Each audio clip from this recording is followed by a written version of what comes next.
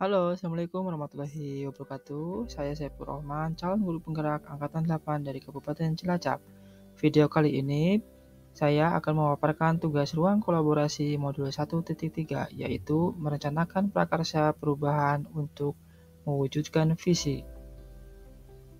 Terima kasih sebelumnya kepada Bapak Imam Haryanto sebagai pengajar praktik, kemudian Bapak Heri Kiswanto sebagai fasilitator di kelas saya. Kesempatan kali ini saya akan memaparkan visi guru penggerak dari kelompok kami, yaitu dari Bapak Retno Ahyar Fauzi. Visinya berupa menghasilkan sumber daya manusia yang takwa, kompeten, dan berintegritas. Kemudian Pak Datim berkarakter unggul dalam berprestasi, kompeten, dan berbudaya. Dan saya, Saiful Rahman, mewujudkan peserta didik yang berkarakter, berwawasan luas, dan peduli lingkungan dengan semangat profil pelajar Pancasila. Selanjutnya, Bu Kemala Purna Utami, terwujudnya generasi yang berkarakter Pancasila, berintegritas, visioner, dan berbudaya lingkungan. Dan terakhir dari Bu Dwi Hartanti, visinya berupa mewujudkan murid berkarakter profil pelajar Pancasila yang adaptif dan bermartabat. Dalam kesempatan kali ini, visi-visi tersebut kami berdiskusi dan menentukan satu visi misi bersama, yaitu berupa terwujudnya lulusan yang berkarakter, berprestasi unggul, berintegritas, berwawasan global, dan peduli lingkungan. Yang kemudian, satu pernyataan prakarsa perubahan, maksudnya ini adalah kalimat pernyataan pemantik untuk mencapai visi tersebut, yaitu mengembangkan pembelajaran yang dapat meningkatkan kolaborasi, kreativitas, inovasi, dan budaya positif anak. Dalam hal ini, kami menggunakan dan merancang alur bagja dengan alat bantu ATAP, ATAP. Ini adalah alur bagja atau istilah dengan kanvas bagja. Kami prakarsa perubahannya yaitu mengembangkan pembelajaran yang dapat meningkatkan kolaborasi, kreativitas, inovasi, budaya positif anak. Nah, di dalam buat pernyataan utama yaitu bagaimana cara meningkatkan kreativitas peserta didik. Ini sebuah awal dari langkah kami dengan tindakan-tindakannya nantinya yaitu melakukan observasi terhadap peserta didik melalui angket minat dan bakat anak. Yang kedua, membuat suasana pembelajaran yang menarik, aman, nyaman, dan bermakna. Tahapan selanjutnya yaitu ambil pelajaran, yaitu strategi, model, metode pembelajaran apa yang dapat meningkatkan kreativitas. Tindakan yang dilakukan nantinya adalah berdiskusi dengan komunitas guru untuk menyusun strategi dan kemudian membentuk rancangan pembelajaran yang menarik, aman, nyaman, dan bermakna. Tahapan selanjutnya yaitu gali mimpi, berupa pembelajaran seperti apa dan hal baru yang saya inginkan setelah murid mulai kreatif dalam belajar. Tindakannya berupa menuliskan minat dan bakat anak, melakukan pembelajaran di luar kelas, ada bentuk permainan, yang penting anak senang tapi dalam belajar. Yang ketiga adalah mendokumentasikan sebagai bukti dari seluruh kegiatan dan hasil kreativitas anak.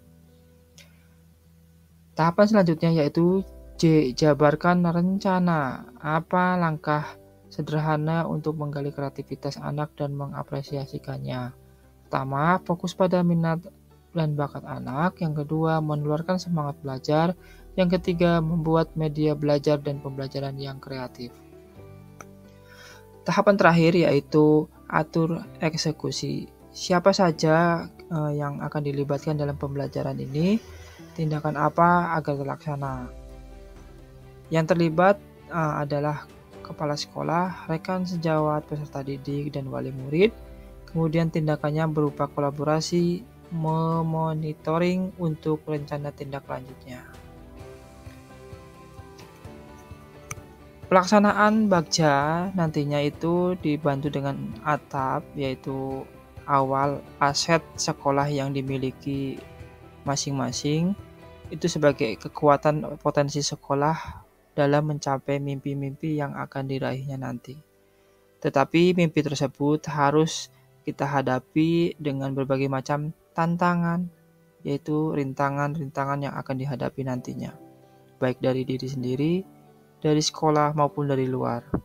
Tantangan tersebut harus menjadi alat pembelajaran kita untuk menjadi yang lebih baik lagi dalam hal refleksi dan selanjutnya. Untuk mencapai mimpi tersebut tentunya harus ada aksi. Ya, aksi di sini yaitu kontribusi dari pendidik tersebut, terutama kami, yaitu untuk mengharapkan mencapai visi yang tadi dimimpikan di awal. Dan terakhir ada pembelajaran yang bermakna yang seperti apa. Nah, nantinya dilihat secara konkret mencapai profil pelajar Pancasila yang paling diharapkan dalam perubahan-perubahan dalam visi guru penggerak nantinya. Setelah kami berdiskusi dengan kelompok, kemudian mempresentasikan dengan kelompok lain, terdapat tanggapan dan pertanyaan dari kelompok A2, yaitu bagaimana mengatasi anggapan negatif suatu potensi kreatif dari siswa.